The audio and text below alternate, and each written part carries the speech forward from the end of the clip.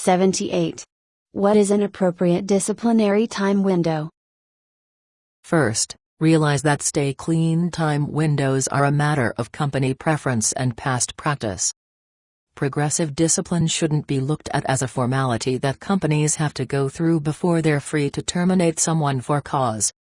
On the other hand, it would be naive to think that all situations will improve once managers provide dedicated attention to their underperforming employees via the progressive discipline process.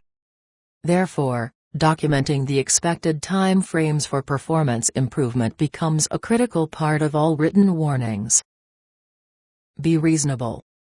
Certain consequences should have no time limits.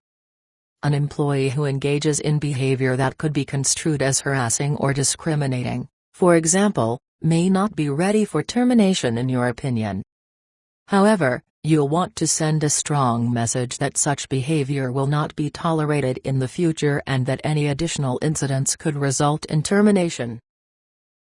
John, if you ever again engage in conduct with a coworker, supervisor, or customer that could be considered hostile, offensive, or antagonistic, you may be immediately discharged. Mary, if you ever again loudly and publicly reprimand your secretary or other subordinates, if you use profane language in the workplace, or if you demonstrate behavior that could be construed as condescending or stripping individuals of their dignity, you will be immediately terminated. Remember that open-ended consequences typically allow you to retain maximum flexibility. Rather than placing time windows around an employee's stay clean period, simply document the expected consequences this way. Jim, failure to demonstrate immediate and sustained improvement may result in further disciplinary action up to and including dismissal.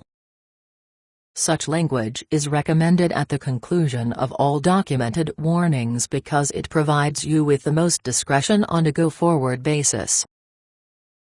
Many companies still adhere to the calendar approach to progressive discipline.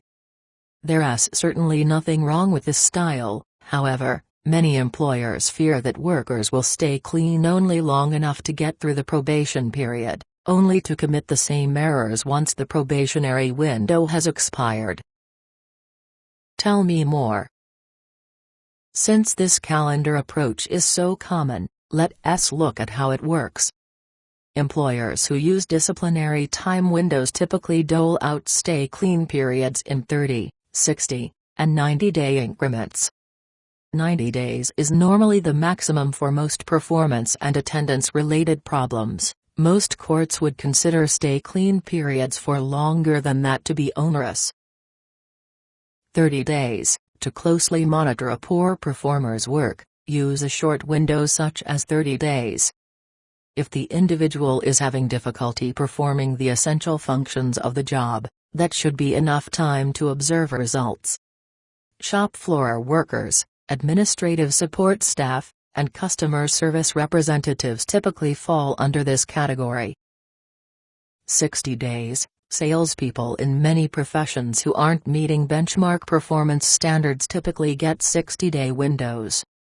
It takes about that long to make a sale, close the deal, and wait for the receivables to cash in. 90 days, to keep employees clean for the longest period of time, for example, with absenteeism and tardiness problems, use a 90-day window. Remember, you're not married to the employee for a guaranteed 90 days, if anything goes wrong within those 90 days, you can automatically move to the next step of discipline, or termination. It's just easier for employees to be on time for 30 days than it is for 90 days, so why not hold them to a higher standard? Here's how to couch these calendar warnings to buy yourself the most discretion possible. Janet, you are now being placed on a final 90-day warning for tardiness. If at any time during this 90-day period you incur 2 more incidents of unscheduled tardiness, you may be immediately dismissed.